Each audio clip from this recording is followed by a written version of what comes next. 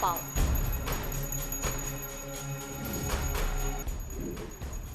Department Taret ki apunba senfam lupa kro listing mari chani ga yang khaini pa la yang khai humdoi listing ni fuma pan house na yena bayaw dana house ta pass tawkre.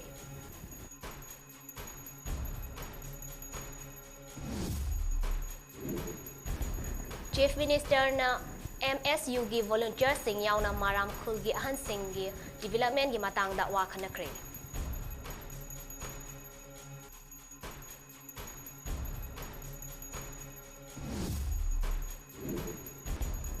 AK nongan ba mishiga Moses amasung Stephen ga mari lena de NSCN IM Kilosar Stephen.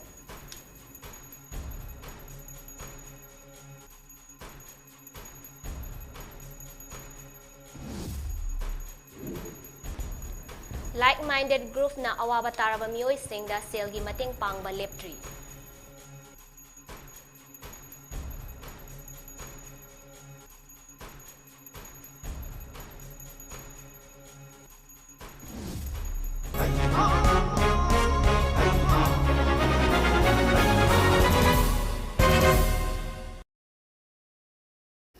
Kurumjari nungthilgi Mami TV News Update miyang tabirba miyang puno mapu BIDYALUXMI na taram okjari hauji pau sandok na pizari. Ngarang fang kibatara ni Thoy Suba Manipur Legislative Assembly ki session gi mangani chanba numita demand for grant ki oina department taret ki apunba senfam lupa kro listing mari chani ki yangkai nipan lak yangkai humdoi listing ni fumapan house na yena bayaw dana pass tawkre. Ngarang pass tawkraba demands for grant sing adudi police department ta kro listing ani Samriga Samriga kontra ni Thoy la kuntaret ka listing ni forma toy Public Works Department ta lupa kro listing amaga chatu kayang khani Thoy la kontra listing kuntaret Vigilance and Anti-Corruption Department ta lupa kro taret ka la homfu ni Thoy Fire Protection and Control da lupa kro kontra ni Thoy la kunma Thoy listing homfu mapan Jails ta lupa kro ni fu ni Thoy la taramapan listing homfu tara homdoi Home Guards ta lupa kro yang kay nipan la listing yang kay matoy nifu marifun mapan amadi Economics and Statistics da lupa kro kontra humdoi lak nifu lising yang kay house na yet na bayaw da na pass to kibani.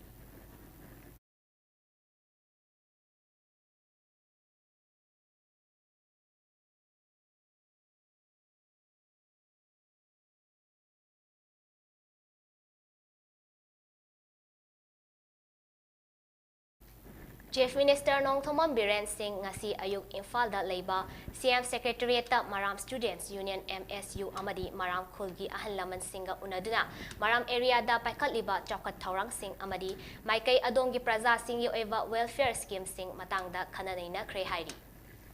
AK no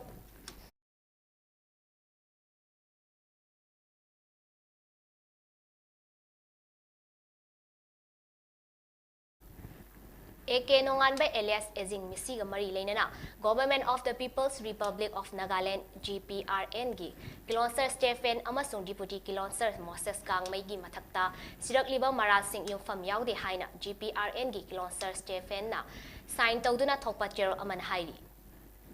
Gerald asina hai AK nongan ba Elias Ezing hai na khangnaba misak asi makada listing ani mapandagi khangnaraki mahaksu hiram amata da personnel issue amata leite makoi afawa maru mapang oi February taragi numidang pung taret makhairom tabada AK Ezing na phone taraktuna senapati da laklaga personnel oina unaningi hai na khanghalaki aduga Ezing February taramatoigi ayuk pung nipan makai tabada senapati bazar yoraki mafam aduda Ezing amasung masak khangdabi nupi amaga mahakna unaki masigi matung makhoi deputy Kilonsar Moses Gang Maigi yumda chatki amasung chak thongduna chaminaki pung kharagi matung makhoi senapati bazar da chatpaga loinana Ezing amadi nupi adu Imphal gi damak thadoki Senapati Bazar da Ezing amasung nupi adu makoigi Maruti Swift Desire angang machu aduda tongduna chatkibani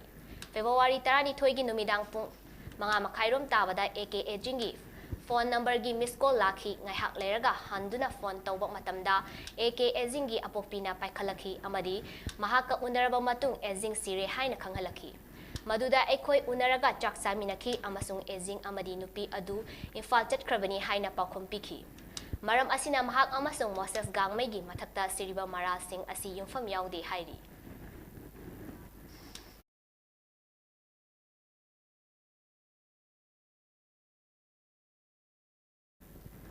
Like-minded group LMG Manipurna ka hena awawa imungsingda minungshigi mateng panglakpagi marifu mari suba tengbang oina marang kendragi manung chanba Naran Sena Ward number 10 da leba Lai Harau Rongbam Ever Singh Hufumangai Hauzik BJP BP stock tawduna wana punsi leliba imong asida LMG Manipurgi maikaidagi minungsigi tengbang lupa lising taruk ngasi ayuk pung mapanda abergi loinabi Dasumati Devi da kusinaki ngasigi tengbang khongset asi senior member manglem waikhomna luchingki khongset asida kunjeswar mangsatabam Ojit Yumnam Surendra Ningomba Bina nang merakpam sarukyaki LMG gi Secretary Ojit Sorokhaibamna phongdokhibada haujik smartphone tholakpadagi Manipur asi apikpa imung amaga chap manare maram asina awaba taraba kayagi pau hek tabada minungshigi mateng pangminasi haiki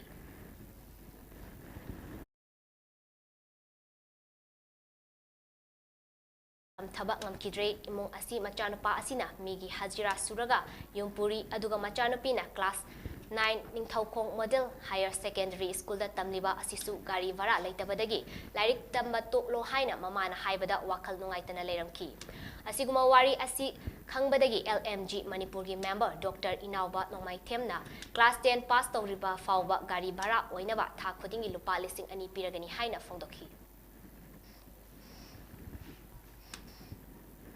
Thawal District ki Yaripokta Leba Ajat Higher Secondary School da class 12 exam thaba maheroi singna exam gi matam hapiu yade haiduna irang hawrpadagi school asigi potchei kaya thugai khre irang aduda pakhatpadagi oja nupi ama yauna maheroi 13 ro wantharakuna hospital da laikatna khre hairi Council of Higher Secondary Education Manipur Kosem na lauba class 12 exam gi nini chanba Manipuri subject thokpa numit asida exam loigadaba minute manga khakta ngairakpa matamda irang adu thokibani exam loramda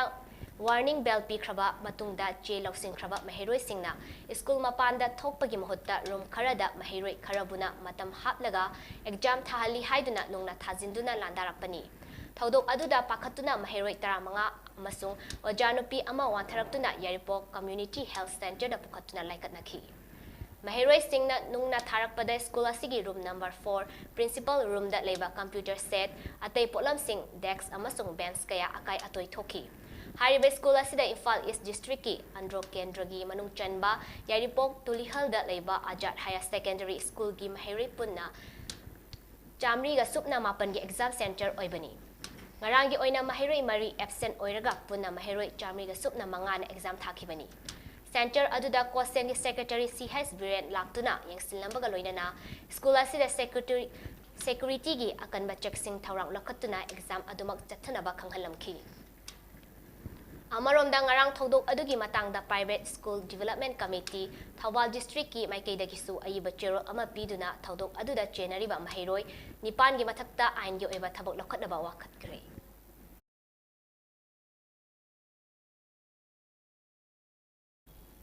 Ngarang pangthokliba Kosem na lauba class 12 ki examination ngarang Maitei Mayek Alternative English subject thokpa numita Pangal Students Organization PSO na Kumbi College Kumbi amadi BK Golden Academy Kumbi hariba center ani asida unfair means sizinabagi chang yamna wangna leramba thingnare Questions ki serial kaidaba answer singi xerox amadi microtyping paper kaya su sizinaramba thingnarakhi Question ki serial kaidaba answer maheroi singna sizinaramliba asidagi thoglakliba Wahangdi hariba center ani asida question leak oirabra natraga center ani asi examination conduct tawriba oza sing yauna asigumba thawong asi chatharabra haribasni Maram asina center asigi OC SO SI amadi invigilator singi mathakta Kosem na kupna chizin biduna action lokhat pikabaga loinana free and fair da exam pangthoktuna lamdam asida quality education purakpa thaudang lawminasi hairi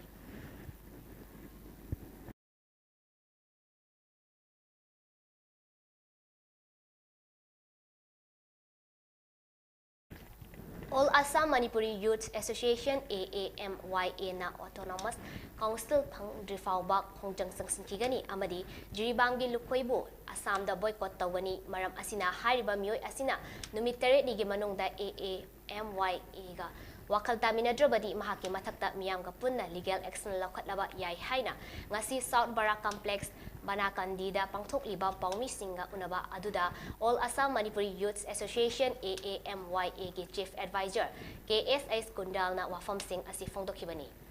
Kundalna makhatana haikibada lakliba chahi lising ani kunhumdoi asigi Mars kun tarukta Precious Day pangthoklagani masigi maru oiba pandamdi Assamda leiba mitei khudingmakpu wakhal taminaba amadi achumba lambida chatminaba aduni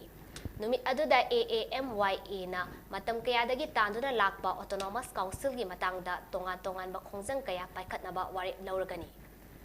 Assamda leiriba Manipuri singda matam kayadagi Manipur Vavan ama leinaba mangjarakpa manglat amani Vavan sanaba leiriba viga kunmarigi lam asi mioi kharana maranaigi oiba lambi haina yetnariba asi karigumba chumlabadi media singi mamangda thukpirau masina achum aran wayen ba ngamgani numit kharani gi mamangda TV discussion amada Manipur Vavan Assamda sanabagi matang wa nganglubagi defamation tharak libasi leiri Maram chadana legal notice thazilakpa asi AAMYA na yaningde maram asida juribamgi lukhoi hariba mioi asi Assamgi thabak amatada yahon biganu mahakpu ngasidagi boycott tawjare karigumba AAMYA ga numitare nigi manungda wakhal taminadrabadi mahaki mathakta action lakhatlaba yai adum oinamang Vavan sa dabadi yaroi masi Manipur gi Chief Minister and Biret ngasi Vavan sagani haina lising ani kunnithoi dasu laukthoklambasu leikre Manipur Autonomous Council fangnaba hotnabada Assamda leiriba CSO khakta natana Manipur amadi atoppa mafam singda leiba Manipuri singna support tawbiyo haina appeal su tawrakli loinana Barak Valley da leiriba MLA Minister singna harau komhaida saruk yabiba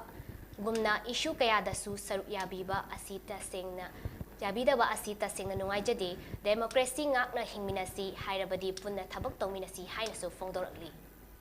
Paumi Singa Unaba Aduda AAMYA gi Advisor in Charge Hodam Rajesh Acting President Roman Luwang Assistant Publicity Secretary Nongpok Nganba Senior Most Vice President Anil Khomdram Chanura Kanva Ihaugi Chief Coordinator Amadi AAMYA gi Organizing Secretary Ai Sunita na Chingba Myoy Singh Saryaki Manipur Autonomous Council se masih khongjang ko jisu letra amyan hek hobonu bitu te sathar do masih sathakini ado sarkari magedegi positive signal di mayam leire adu tangible result samta masih tawni highway di highway tawi ko pe no yam lainari adra makha kana kan sangsalakini andigi process ni sida Autonomous Council gi sangsan hogi decision ke ado kini hoji phungkong sa laiba Manipur Bhavan gi issue sing matangda amyana Mamang itu role lautun lagi atau hasil jadi mamang dah dalam segi lebar segi Assam segi mereka isi lain ni betul benar ni dulu laksana apa Manipur Bhavan saya mereka masagi posisi benar lebar ki interest ki mang thamba adu manio ikra saksel lepegi Bhavan ki dalam kita lagi ba lambiha pun merisa masih saya ngai nak dulu di orang lain adu Bhavan gi lamang maya mohon sida to organization si involve rami adu high organization si support se tackle to ngom to degi ko sangsel lapani Bhavan gi lam se myo ikhrana Bhavan sanabi lam nate mahoi personal ni ka haira ki bisu leiri adu myo sing leiraga di media mang thopiro masi nakoi gi kya personal no high do akoi natraga nattabu no high do mayek sing taksege Lisingani kunmathoi gi May mapanda thokiba Madutila Ref case ki matangda case asibu mayoknariba Justice Demand Committee for Madutila Ref Victim JMRV bu hena pangal kalhannabagi dama mifam famkre CS Navakumar Singha Chairperson JMRV na mifam mapu oidina famkiba mafam aduda Yambem Arun Meitei Secretary General CEC World Meitei Council Dr. KN Chan Retired Professor and Advisor to JMRV Sanasam Lalmani President WMC Jiribam District Committee M Thamba Singha Vice Chairperson JMRV Amadi Nongin NGO gi KH Birendra Singha Advisor na ikai khumnaba amasung athoiba mitung sing oina daista famki Sarat Laistram General Secretary Laistram Satyajit Joint Secretary Potsangmam Pratima Singha Treasurer JMRV Amadi Bir Mohan Singha amasung Sangapam Manaubi Singha Member Singna Saryaki Mutum Gunadon Coordinator JMRV and Chairman Nongin NGO na maru oiba thodang lobiduna sinkiwa mifam aduda mitung singna magi oiba wafam sing fongdok laduna miyam pumna case asi mai paknaba hotnabada awa anathinaroi si haiki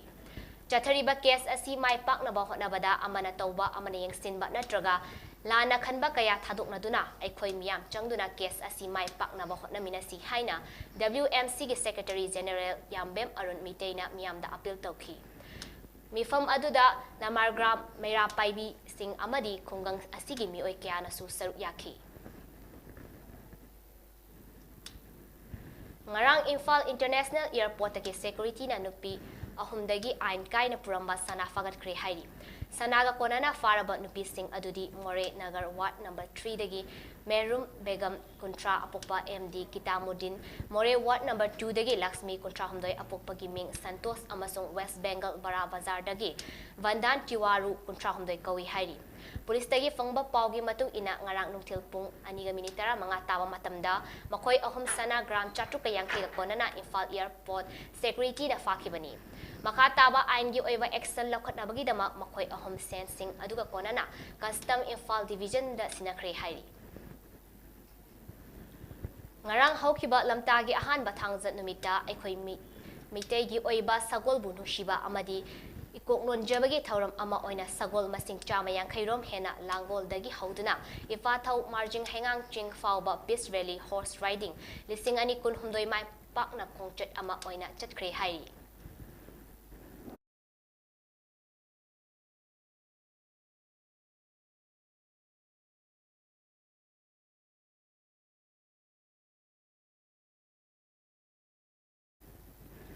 Political party pumna makna honaduna lakpa adu hayeng ning thaukawa numita candidate chahungga humfuma pangi maraibak khangna bagi damak assembly election gi damak Meghalaya gi miyam na sem saba loikre hairi chahi asida pangthok kadariba election gi damak ruling party National People's Party NPP Bharatiya Janata Party BJP amadi Congress na chingba masing yamlaba party sing yauri West Bengal da lengak liba Trinamool Congress na makhoi gi electoral kakthana bagi damak lanthingnari Contest Toriba Party Singi Laibak Asi voter lak kun mathoi hena Labour constituency yang khaima panna koliba mafam singna hayang lepdagani Election Commission gi matong inai state asigi polling station punna lising ahum chamri ga tarama panna hayang ayuki pung taret tagi nungthil pung taret fawba thadagani Adum oinamak sohyong assembly constituency gi oinadi former state home minister amadi United Democratic Party UDP candidate SDR Lengdo Laikhidabana maram oiraga matam khara yethokre Meghalaya assembly asida National People's Party na seat kun fangduna khwaidagi yamli mathang seat na United Democracy Party na seat nipan BJP amadi People's Democratic Front na seat ani fangli Adum oinamak ayamba members of the assembly sing that resigned to Kibana Maram Oiraga, sit kun hena hangduna leiri. Meghalaya gi sit humfugi manung da constituency kun tratarukti khasi Jensia Hills ki oiri, atay kun Marina Garo Hills region gini, ruling party NPP na sit yang kay taret contest story. Trinamool Congress na sit yang kay taruk United Democracy Party na sit ni futaruk na thingnari. Amarom da Congress MLA tara nithoi tanthok kraba matungda Trinamool Congress na opposition party lising ani kun mathoi oiraga former chief minister Mukul Sangmagi makada Trinamool Congress na seat yang khanipan sukhi South Turada chief minister Conrad Sangmaga BJP gi Barnat and Marak amadi Congress gi Vrenjil CS Marak ka lamba panari West Silongi oina BJP gi state chief Ernest Maury NPP gi oina Mohendro Rapsang Trinamool Congress gi Iwan Mariana masak naiba party singi mirep oina thengnari Congress state chief Vincent Palana ahanba oina sunga Saipung constituency da mirep oyi amadi Meghalaya gi political landscape da achoba impact ama piri Silongi MP oiba sunga Saipung MLA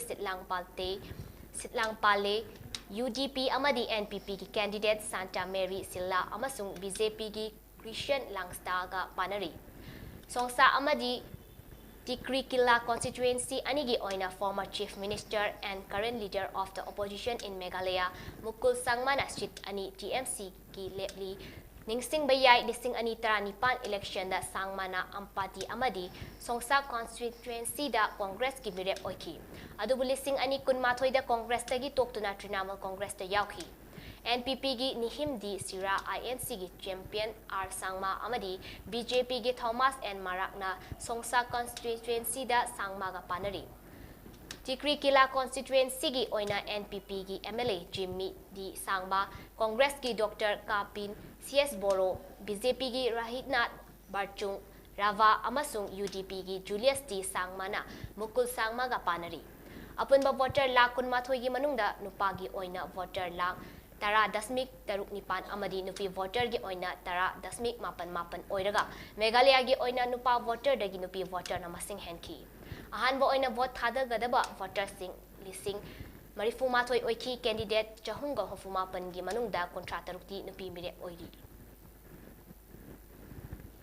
Haukiba thangja numita Assamgi governor na lakadoriba yumlon nariba Meghalaya gi legislative assembly mikal ga mari leinana Assamgi Kamrup district kayada dry days impose tokre hairi. Kamrup Metropolitan District ki Deputy Commissioner DC na thadorkiba chero amagi matung ina February 15 gi nungthil gi pung mari dagi February 13 fawba amadi vote masing thiba gi lepkraba numit March ani asi vote masing thiba loidiba fawba yumthangnari by state Meghalaya gi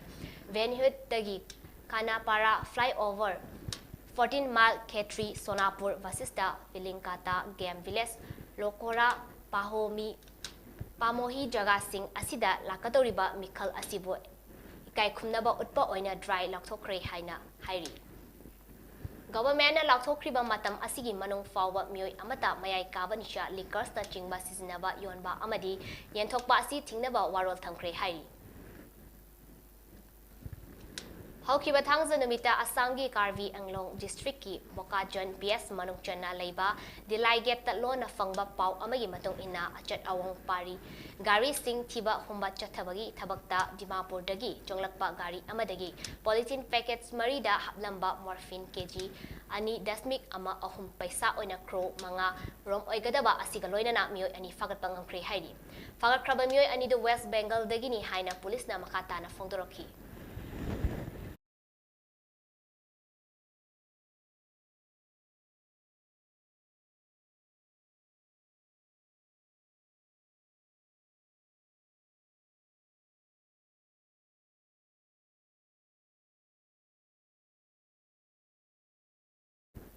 Aroy bada maru eba pau amuka hana pisari.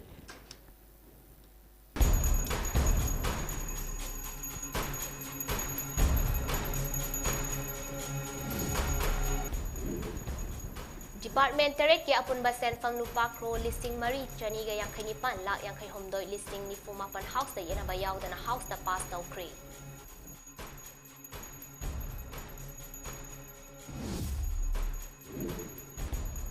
Chief Minister na High Kre, hu pizaraga paisa tange harabadi su karak patabani.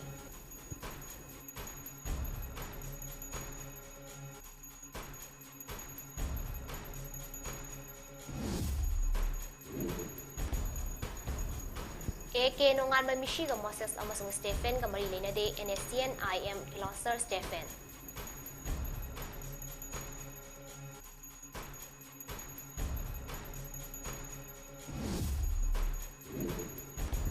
Like-minded group na awabatara mamiyoy sing da sel gi mating pang baleptri.